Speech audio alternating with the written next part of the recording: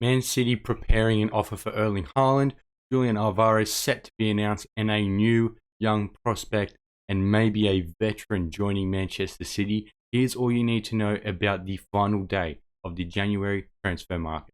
What's up guys, KSWTV here, back again with a brand new video, and today is going to be an update video on Manchester City, on what happened in this January transfer window. Was it a success or was it a failure?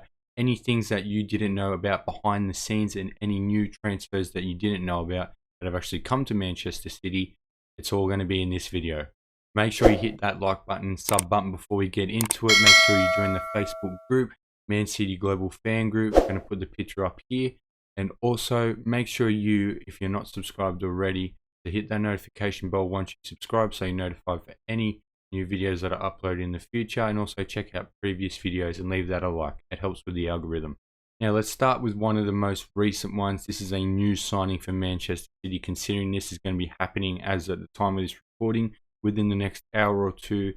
It's going to be a new young prospect joining Manchester City. He is at the training ground right now, checking out all of the facilities available to Manchester City. He touched down in Manchester yesterday, and this could be one for the future. Another bright young prospect added in our academy. Our academy gets better every year.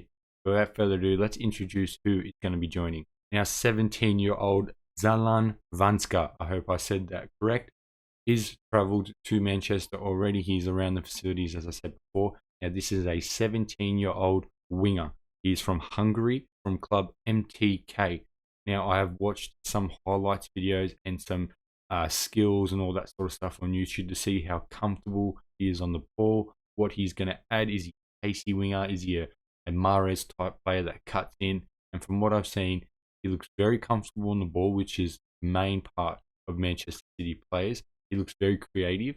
He's not a pacey winger, but he's not slow either.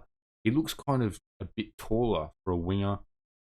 Big build, big stature, looks like a strong young kid, and someone that could very well develop in the academy as years go on. And who knows, maybe after a good loan spell or a good spell in the Premier League too, could crack in the future with all the amazing wingers that we've got in the academy now.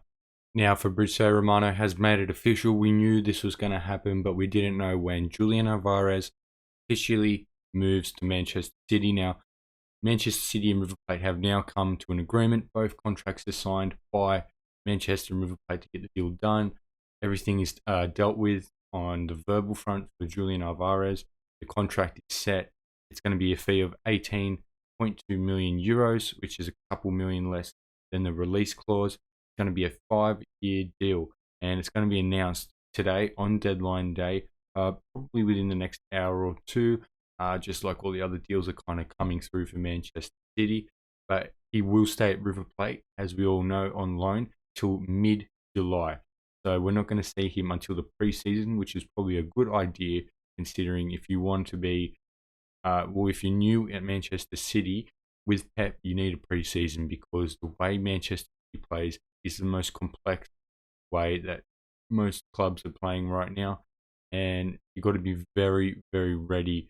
So you got to have that little preseason with Pep, just so you can get that going. We've seen with Jack Grealish, he didn't get much of preseason with Pep, and he is still adapting now, and we're halfway, just over through the season.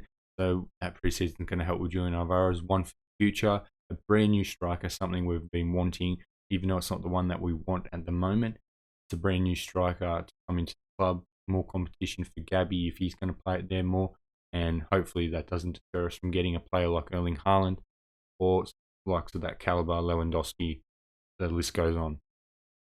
Now, this is one that has come sort of out of the blue within the last week or so. This is, in my opinion, worst case scenario for Manchester City. If we do not get a striker for next year, we're not going to be buying a first team proven striker for the rest of this season. We've been notified by Pep in post-match conferences and that sort of stuff throughout the last month or two, but Paulo Dybala is apparently very admired by Pep Guardiola.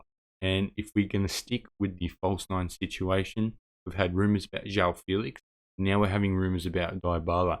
And when you look at the deal, it looks like a better deal on paper than João Felix. João Felix went to Manchester, Atletico Madrid for 115 million euros. He doesn't seem to fit the way that Atletico play. Very defensive style from Atleti, not really suited to a player like him.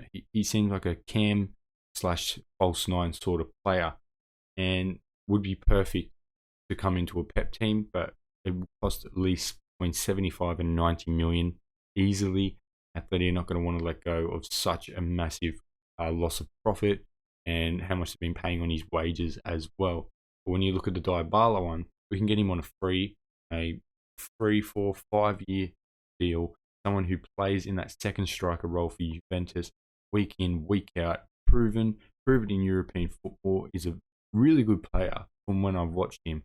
But the injuries is the massive problem here. This guy misses so much football for muscle injuries, cramps, overuse of all his muscles, and it's just the list goes on. I could literally stand here for about 2 or 3 minutes listing the injuries he's had this year, and that's not taking into account from where he has been at Juventus. He's missed so many injury games.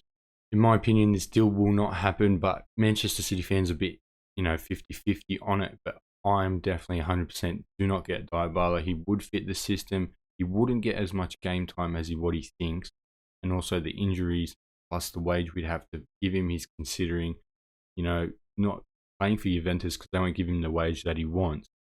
The wage that he wants is huge for the amount of game time that he's probably going to get. So I don't think this is going to go through.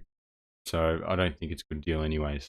Now the big boy, the one that we've all been waiting for, Erling Haaland. So Manchester City have requested Erling Haaland's medical records from Borussia Dortmund. City are apparently being prepared to go all in for Haaland, but internal meetings within the board have expressed a bit of concern here because of his recent injury record, most notably his hip flex injury, which is a really big injury, especially for such a young person with his stature as a 6'4" big bloke, big body mass. It's going to be a bit of a concern. A medical record from City has been made upon the approval of the player himself, and City want Haaland, but as I said before, the executives are concerned about the injury record, and the total package of this deal is going to be monumental, the biggest in Manchester City's history, possibly the biggest in the Premier League history. The City must know everything. And then a day later, Mo_Ibrahim_32 said Manchester City are willing to offer a 5-year contract to Erling Haaland. He will earn around 22 million euros net after tax. Total package is going to be around 150 million euros, and that is including agent fees. Mino Raiola wants about a cut. I think it was between 30 and 40 million, and also a cut for his dad, which is around 15, 20 million. So if we're looking all up here, 150 million euros, which it probably would cost if we were to get Mbappe, it'd cost 100 million to get Lewandowski, probably cost 100 million to get Harry Kane. So if we're just paying the extra 50 million on top of half of the deal is because of the release clause, 75 million euros, and then we're paying 75 million euros in probably bonuses and add-ons for Erling Haaland, and then the rest is for commission, agent fees for the father, what so not. So if we're 5-year contract for 150 million, you're looking at spending around 30 million per season on Erling Haaland, plus the wages he's going to earn, which is set to be around between 450 and 550,000 euros a week, which will break our wage structure. Kevin De Bruyne is on £400,000. He'll be on similar, if not a little bit more money than Kevin De Bruyne. He's one for the future, someone that we could buy down if he keeps his form for the next 10, 12, 13 years, get it through his prime, continue his goal scoring, 1 goal every single game ratio, and he could win us massive trophies. So this is probably the biggest source we've had since sort of the Erling Haaland talks, who's going to pay his release clause. Real Madrid are in it, Manchester United are in it. He still does prefer Spanish football, but it seems like Manchester City are going to be offering the most amount of money and probably the best sort of conditions, the best league in the world, the most competitive league in the world. In European football, the best teams right now are Manchester City, Liverpool, and Chelsea. So it's making his options a little bit harder to go to Real Madrid. Does he want to go to Real Madrid and build the project back up, turn it back into the Galacticos? Or does he want to come to a team where he's the final piece of the jigsaw puzzle? He's going to be the main man. He's going to play every single game. And he's got the best coach in the world in the best league. And we're already champions of England. It's going to be a hard one. But I'm thinking that it's going to be 60% to 40% in favor of Real Madrid of who he's going to go. I still think Real Madrid are edging it at this moment. But I think once he comes and sees the facilities again and what we can offer him, I'm sure that Haaland will come to the Etihad. So fingers crossed it all goes through. Now that is the most important news I think that has happened in these final stages of the January transfer market. I'd say a pretty successful one for Manchester City. We're going very good right now with the false nine situation. We're at the top of the Premier League. So we signed a striker, someone who in 3-4 years could be a massive key player.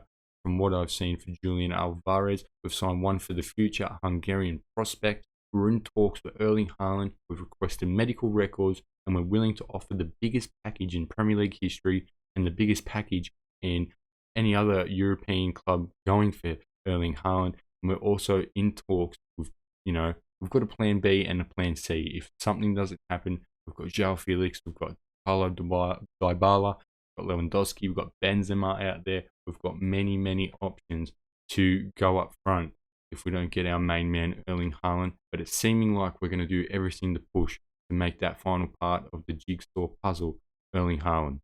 But don't forget, as I said in the start of the video, hit that like button, sub button if you're not subbed already. Make sure you hit that bell notification. Join the Facebook group, Manchester City Global Fan Group. Probably over 200,000 members at the time of this recording. And also have a great day. See you in the next one. Peace.